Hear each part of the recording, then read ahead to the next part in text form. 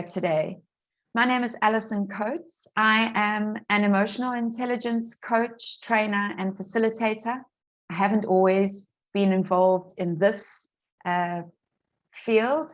I actually spent most of my career as a project manager and a program manager working in IT and also in construction in the delivery space. I started out as a management consultant and I then joined a project management department. Somebody else has joined us, so I'll just let them in. What I do really with my business, which is called Revo Consultant, is we specialize in emotional intelligence tools, techniques, so that I can work with my clients who are in the delivery space to allow them to discover for themselves how to strengthen their self-awareness. Because when we understand that when we work on being able to bring awareness of how we're showing up, which I'm going to talk about quite a lot today, we really start to be able to influence and improve how we connect, communicate, and collaborate, not only with our teams, but also with all of our stakeholders. So welcome to those of you who are already here in the room. It's my privilege to be able to share this presentation with you here today. It's an introduction to emotional intelligence for project managers. And when I say project managers, I really mean it in the broadest sense of the word. So for me, project manager really is anyone who's in that project environment, who is delivering work and expected to deliver to time, cost, and quality. So it might be that you're involved in any phase of the life cycle in that project space, or it might be that you are supporting a team of people who work in the project delivery space. I will also ask you to make sure that you have got a pen and paper handy, because there is a very quick exercise that we will all be doing together today here on the presentation. So let's get started. Got about an hour together here today, folks. Thank you so much for making the time available. What we're going to be covering here is I'd like to give you the opportunity to really experience for yourself how emotional intelligence shows up. And this gives me the opportunity to then help you to understand and experience it from the science perspective, so that I can then highlight to you a little bit behind the science of how the brain works.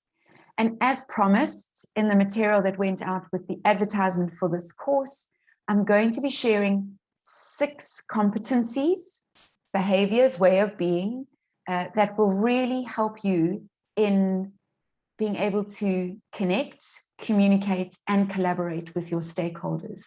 And those are 3 things that are really important to us if we're wanting to improve our project management capability. And then right at the end, I've got 2 very special offers for you. So you'd be able to go and download a really helpful infographic. And then I've got another very special offer that I'm going to be making to you at the end. So let's get into the content for today. Now, the first thing that I would like to share with you is, and this, I'm going to ask you just to keep this at the forefront of your mind throughout the presentation. How you show up is critical to your success on your projects. Let me say that again. How you show up is critical to your success on your projects. I really want you to remember this as we go through the presentation, and just cast your mind back to some of these images and some of the emotions that you can see being expressed in these images. And if we had a lot of time here today, I would take you on a journey through all of the stats that have been collated over the last 20 years around the importance of emotional intelligence.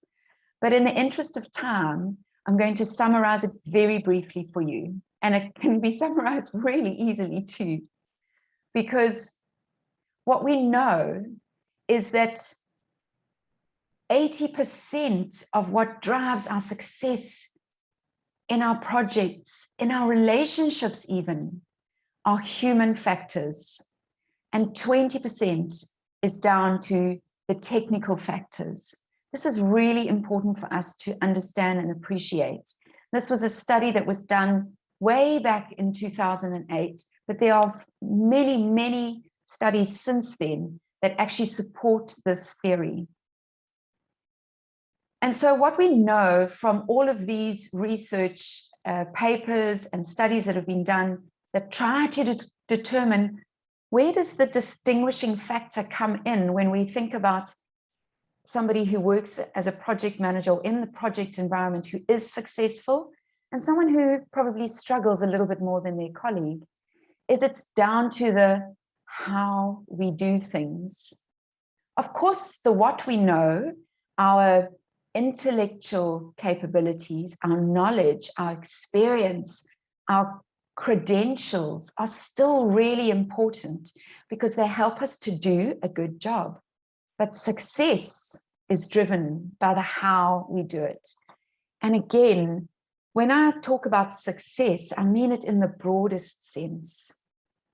So success in projects looks like time, cost, and quality. But there's another element that I really encourage you to start thinking about in your project environment, and that is stakeholder satisfaction. We have to consider the fourth element when we're really looking at success, because otherwise, if we only look at time, cost, and quality, we are looking very much at our outputs. We're looking at achieving our objectives, versus when we add in the extra element, which is the element that speaks to customer or stakeholder satisfaction, we start to talk about values and benefits. This is a very important part of being able to drive success in our organizations in the project space. Welcome. I know I've just added an extra person into the room. You're very welcome to join us here today. We've literally just started. So we're just going through what drives success in projects. So I hope you've got your pen and paper ready, because we're going to do a very quick exercise together very shortly. And if we look at those human factors that drive this success, again, so many different human factors can be attributed to this success in our project arena. I've summarized it in terms of just 5 key points here. And these for me really resonate because they are important for us to remember when we're thinking about success in the project space. Our leadership capability. And again, I distinguish between management and leadership. Management, we're bringing things across the line in terms of our objectives. We're meeting our outputs. We are making sure that we are effective and efficient at doing the things that we need to do. Leadership, especially in the project space, is about facilitating that change process. Leadership is about supporting your project team and your stakeholders in transitioning into the new way of working. When we talk about personal skills, we start to talk about all of those things that are the softer, essential side of business, the emotional side of business. How do we connect with people? Communication isn't just about accurate communication. And we know that in projects, accuracy of our information is vital to being able to estimate. But when I talk about communication from a human perspective, I'm talking about clarity of communication. Because when we understand neuroscience, we understand that a confused brain will always say no. A confused, overwhelmed mind will always say no. So the clarity of your communication is so important. Teamwork, how are you building rapport? Not only with your team, but with people who support your team. How are you engaging? How are you collaborating? Really important, empowering questions to start asking yourself. And then social intelligence, which we're going to talk a lot about. This is your ability to be aware of self in context of others? How do you relate to other people? How aware are you of what's going on in the space that you're operating in? So grab those pens and papers, because we're going to quickly go through that exercise that I promised you we were going to do, which will give you just an insight into emotional intelligence in action. So here is your exercise. I want you to think about, and you might need to close your eyes just to imagine this for a second. I want you to think about a client, a stakeholder, a manager who you really, really enjoyed being around. Perhaps their name has already come to your mind. Maybe you can write it down on your piece of paper that you've got in front of you. And I'm going to ask you 3 questions. The first question I'm going to ask you is, thinking of this person who you really enjoy being around, tell me, how excited do you feel when the phone rings and it's their phone number on your screen, or when you get an email from them, or if you know that you're about to go to a meeting with them? How excited do you feel when you see or know that you're about to experience this person on a scale of 1, not excited at all, I turn my phone upside down and I ignore them, to a 5 being, I can't wait for my next conversation with this person? Between a 1 and a 5, how excited do you feel? Second question, how relaxed does this person make you feel? On a 1, you feel so super tense when you see their name, you're completely guarded. It's almost like you've got a shield of armor that you're wearing. Versus a number 5, you are transparent, you're at ease, you can speak your mind, you feel confident and courageous when you're around them. How relaxed does this person make you feel? Between a 1 and a 5. Just score that on your piece of paper right now. And while we're remembering this person and they're in the forefront of your mind, and you're remembering how excited you feel or how relaxed they made you feel, think of 3 emotions that come to mind that make you think of this person. How does this person make you feel every time you experience them? Write down 3 words that would describe how this person made you feel when you experienced them. Now, the second part of our exercise. Think of somebody who just really, really frustrated you or frustrates you. Think of that person, the client, a manager, a stakeholder, who when you even just think of their name, you already feel frustrated. And again, those 3 questions. So the first question, on a score of 1 to 5, and write it down on your piece of paper, how excited did this person make you feel? So on a 1, you would switch your email notifications off. You'd probably even close your laptop. Or a 5 being you feel really excited. You can't wait. You've already gone and poured the coffee to take to the meeting. How excited did they make you feel? The second question, how relaxed does this person who frustrates you make you feel? So do you feel relaxed enough to be yourself? In other words, are you transparent? Are you open? Do you wear your heart on your sleeve with this person? Or are you guarded? Do you feel like you've got a wall of armor when you see or experience this person? Between a 1 being not relaxed at all and a 5 being very relaxed and open. And again, that last question, 3 words. How did this person make you feel? So if you've finished a phone call with them, you've had a meeting with them, how did they make you feel?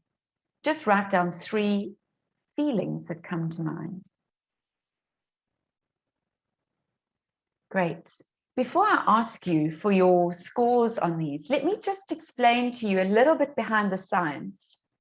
And for me to do this, I'm going to just explain how the brain actually works. And the first thing to remember about the brain, and I'm giving you a very quick 2-minute overview on the world of neuroscience, is the brain is actually very primitive.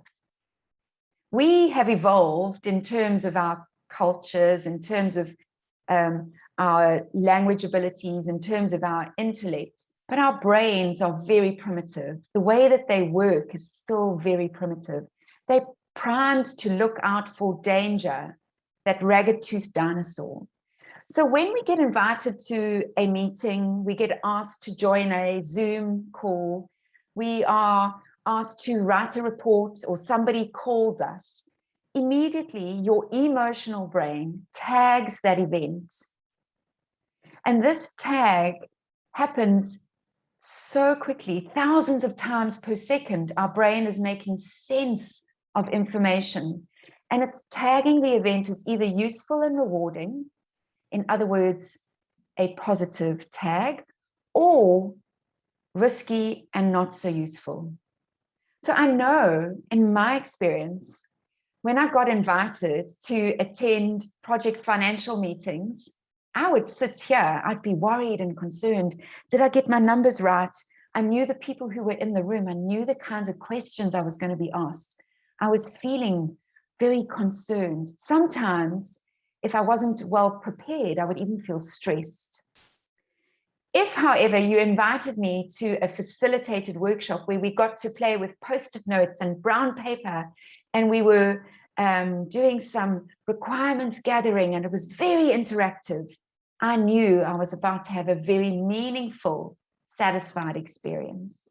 So my brain would tag these different events.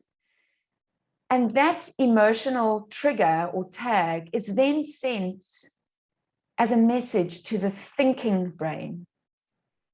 And depending on whether we tag something as useful and rewarding or risky and stressful, the thinking brain then either responds in a positive and productive manner or a negative and unproductive manner. And the thinking brain is where all of our decisions and our behaviors stem from. So our brain is constantly either pulling us away from risky experiences, it's helping us to be distracted so that we don't go running after the ragged-toothed dinosaur or running into a burning building, or our brain is drawing us towards an experience. When it's meaningful and rewarding, we know we're going to get value from it. It primes us for that reward experience. And the key thing for us to remember here, and this is why it's so important to understand the basics of neuroscience when we're talking about emotional intelligence. Our brain is primed for our survival. Our brain is looking for the ragged-toothed dinosaur, even around the boardroom table. So we have to work really hard at noticing and priming our emotional state and priming the people that we engage with for the reward experience so that we can bring these two into balance. Because our primitive primal brain is looking out for our survival. Let's have a look at the results from your scores. Although before I do, let's see if anyone has any questions. I will just, if anyone has a question, you're welcome just to raise your hand on the screen and I can notice if you have. Otherwise, right, I can't see any hands being raised. So we'll save our questions for the end. Okay, let's have a look at your scores. So I'm going to ask you to pop your scores into the chat box for me so that I can see what your scores are for these exercises. And first of all, I would like you to enter the chat box for that person who you felt you really enjoyed being around. Pop into the chat box your 2 scores for how excited they made you feel or how relaxed they made you feel. So you might pop 5 and 5, or 3 and 5, 2 and 4 from Bev. Fantastic. 4 and 4. Love seeing that this person made you feel relaxed. Fantastic. Yes, you know, that relaxed feeling, that ability to connect, to calm, to be ourselves, to be authentic around other people. It's really valuable and important. And a 2 and a 4 from Oana. Thank you very much for those of you who've popped your scores into the chat box. What about how did this person make you? Oh, wonderful. Bemi, a 5. You feel very excited about this person. Fantastic.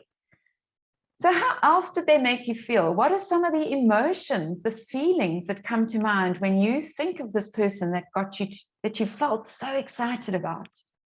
So what are some of the feelings that come to mind? Besides feeling excited, of course. Pop those into the chat box for us. Interested, amused, and good. Yes, amused. Wonderful. That's lovely to feel like you are about to be entertained. You're going to have a satisfying, meaningful experience. Interested. Interested is a good one because it primes us for curiosity. And when we're curious, we are primed for learning. When we are curious, we know we're going to build our perspective.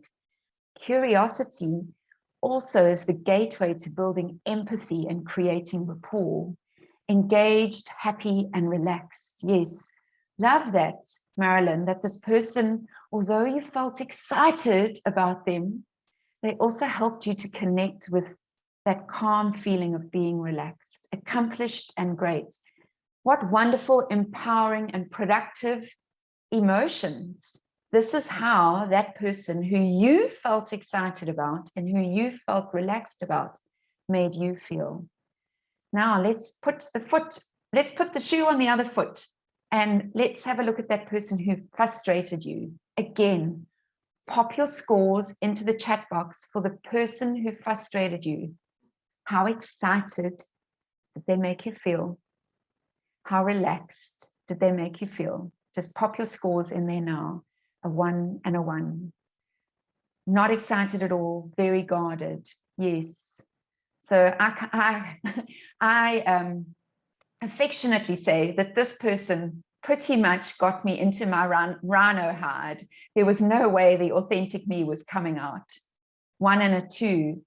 We see such big gaps in the scores here. Now, what about how this person made you feel on a day-to-day basis? What are some of the emotions that come up for you when you think about an experience with this person? And it might be that you're working with this person currently, but it might be that you've worked with them some years ago. And if it's some years ago, just look at how significant those emotions are that you still remember them. Frustrated, cross, and sad. Imagine taking sadness into the workplace, guarded, reluctant to open up, and worried, concerned, yes, worried about what's next. And worry drives uncertainty, and uncertainty, when we're spending a lot of time in that space of uncertainty, our brain is overwhelmed, and that thinking brain starts to shut down. A confused mind will always say no. Frustrated, yes, very frustrated. Thank you for putting in your scores there. This is a very simple exercise, and I've only asked you 2 questions. In the full version of this exercise, there are 6 other questions that we go through that allows you to experience emotional intelligence in action. You yourself have just shared how somebody else made you feel. And because of the way that they made you feel, you yourself were either excited or relaxed. So how we feel can determine decisions and behaviors, and how we feel, because they determine behaviors over time, influences performance. Forget what they said, and you will forget what they did, but you will never forget how they made you feel. And it could be that this was years ago that you had this experience with this person, but you can still remember those feelings as if it was yesterday. Thank you, Anna, for your wonderful share there. Yes, they silence me. I can't express myself because I feel like I'll be criticized and not in a constructive way. This quote by Maya Angelou is such an enlightening quote, and it really, really shares what the foundation of emotional intelligence is all about. But let's have a look a little bit deeper into this, into what actually goes on in the brain, because again, when we can understand a little bit more about the science, some of the theory starts to make sense. So we've got Jane and Joan. Jane is that stakeholder that we absolutely love to spend time with. She makes us feel really excited, comfortable in our own skin, interested, curious.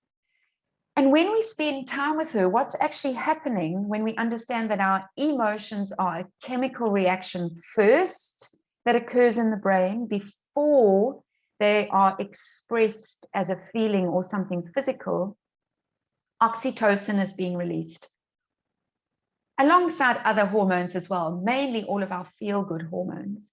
Oxytocin helps to build trust. It helps us to create rapport with other people. It improves communication. How important is this in the project environment? And what oxytocin does, what this state of feeling positive and productive does, is it helps us to think more creatively. It helps us to think laterally and expansively. When we're in these positively primed states, we're able to focus on our goals. We're less likely to be distracted. And the one that I love the most is we are primed to follow instructions rather than feel like we need to be defensive about some of those instructions because we feel like we need to protect our territory. Now, Joan is exactly the opposite. Joan is our stakeholder that we try not spend a lot of time with because Joan makes us feel frustrated. She makes us feel like we can't be ourselves. We get concerned that we might be criticized when we're in her company or on a phone call with her. What is happening in the brain when we are spending time with Joan is the stress hormone cortisol is being released. Now, over time, this stress hormone actually shuts off the thinking brain. Think about it. The last time you had a row with somebody, or the last time you were in a heated conversation with somebody, and you slammed your phone down, you walked out of the office, you closed the office door, and 30 seconds later, you think to yourself, Alison, why didn't I say that? Or if only I had remembered this. That is cortisol switching off your thinking brain. Because when you're in stress, when you're in danger, you're in fight and flight, and we don't need to think. We just need to escape. We need to withdraw from the experience. And then what's happening is our thinking becomes far more narrow-minded and very limited. We're less likely to be able to problem solve, especially on the spot. And we are far more primed for being reactive and sensitive in the moment. And all I ask you to do is just to consider how these two different experiences are playing out in your environment. So whether you are being primed for the rewarding, pleasant experience or the stressed, dangerous experience, and we also have to consider that we ourselves might be priming somebody else. We could be somebody's Jane. We could just as easily be somebody's Joan. So how are these playing out, and what kind of outcomes do you think they are creating in your projects, in your delivery environments? I'll just leave that question with you for a minute to think on.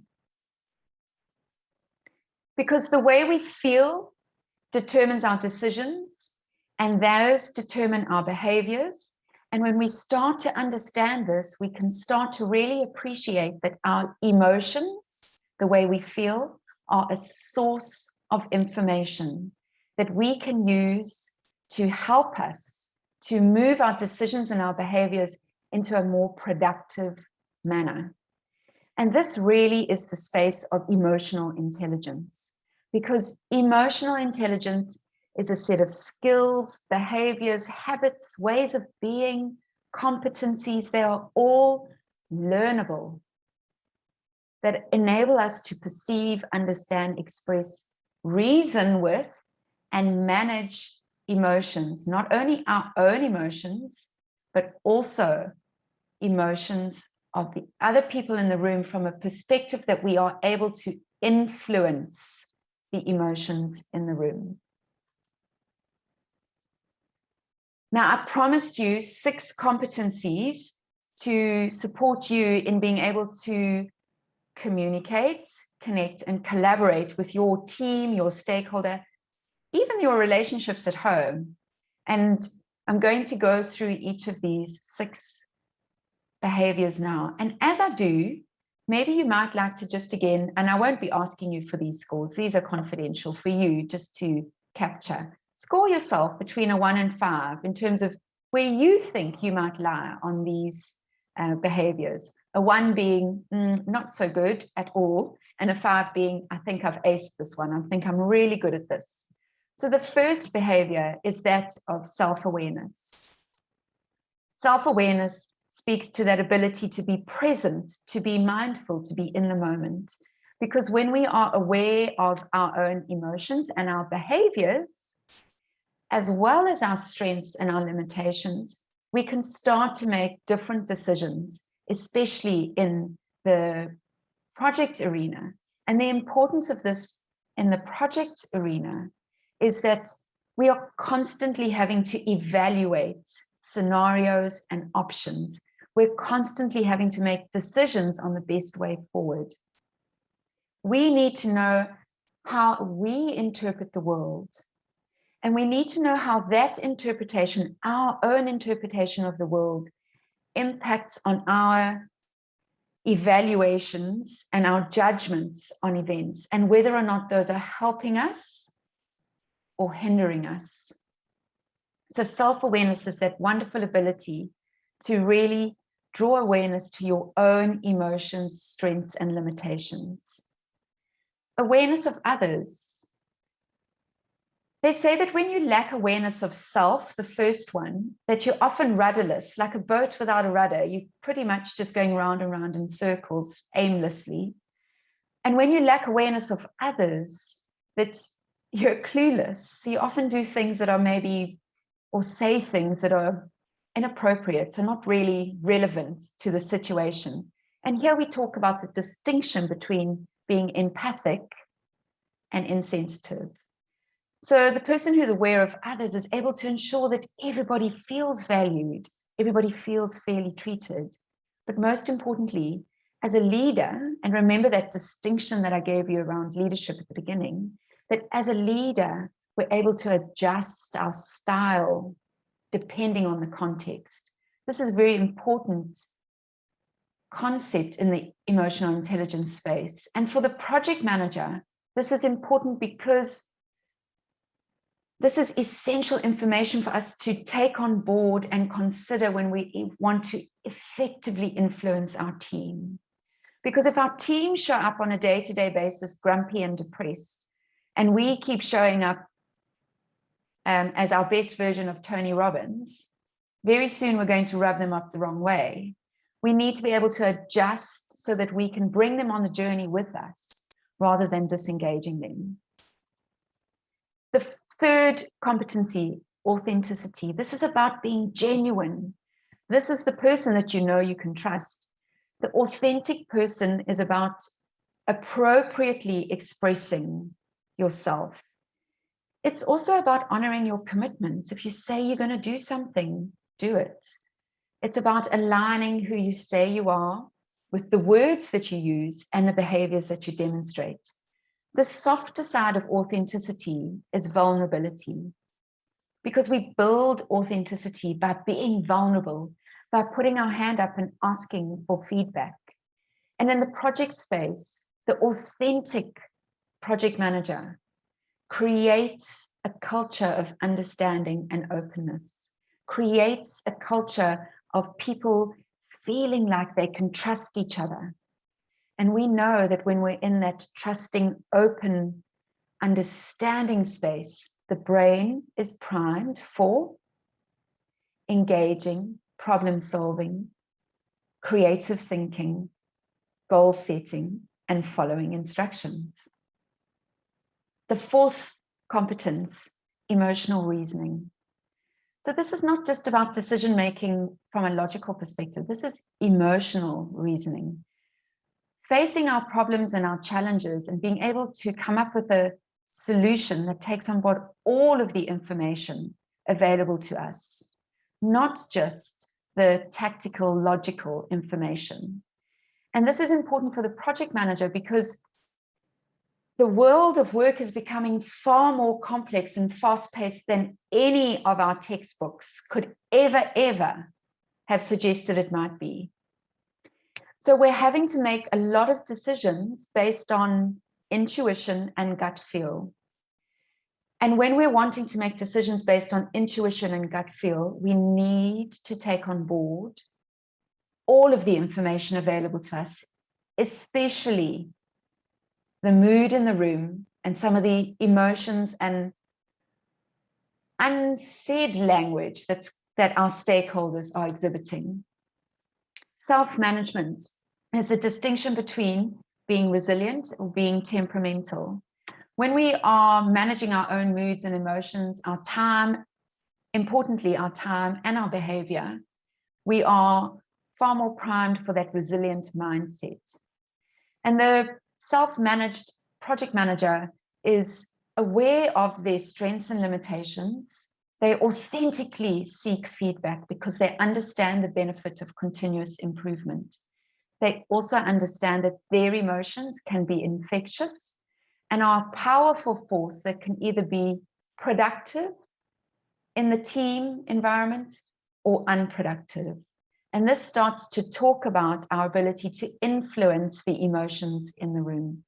And then lastly, inspiring performance. And isn't this what leadership is all about? Taking people on a journey with us, not just about getting the project over the line in terms of time, cost, and quality. And the project manager who really demonstrates this ability to inspire performance understands that if we only ever focus on KPIs, we're only ever going to get expected results. But when we start to inspire performance and we inspire our teams, we can start to get unexpected high performance results. So ladies and gentlemen, those are your 6 key behaviors to focus on if you really want to improve your ability to connect, communicate, and collaborate. Just quietly to yourself, how did you score out of 30? You don't have to share it in the chat unless you feel you really would like to, but just take a note of it. And there's no right and wrong here. There's no pass or fail. What there is noticing where your strengths are and where your blind spots are, and consciously choosing to do one thing, at least one thing at the end of this presentation today to improve one of your scores closer to a 5. I would love to take you through all 6 of these. We don't have the time to do that here today, but I have 2 that I would really recommend you focus on, and that is self-awareness and self-management. Self-awareness is really important because when we understand that for the most part, we are actually operating in that very primal brain, we are operating at quite an unconscious level where we are not really conscious of our decisions that we're making on a day-to-day basis. And the stats show that actually we're only consciously, intentionally making decisions and determining our behavior 15% of the time. That equates to 1 day a week. Now, this isn't for everybody. I mean, a lot of people have done a lot of work to raise their own level of awareness. And this is where our practices around self-awareness come. And I've specifically put this quote here about Carl Jung because he was the first psychologist to come up with the theory of individuation, that theory around the importance of raising the unconscious to the conscious. And this is where we start to talk about the individual. And what I like to talk about here in the project space is the ability to inspire from that place of awareness. And the key, the clue, is in the word individual and inspire. We have to go within first. We have to do the inner work first before we can start to look to any of these other competencies. And then the second one, which is around being resilient or temperamental. So managing self is not just about managing time. Importantly, it is about managing time because time is energy. We need to manage our energy. But the resilient mindset understands that when we can self-manage, we are in a better position to be able to bounce back from challenges and adversity in the day.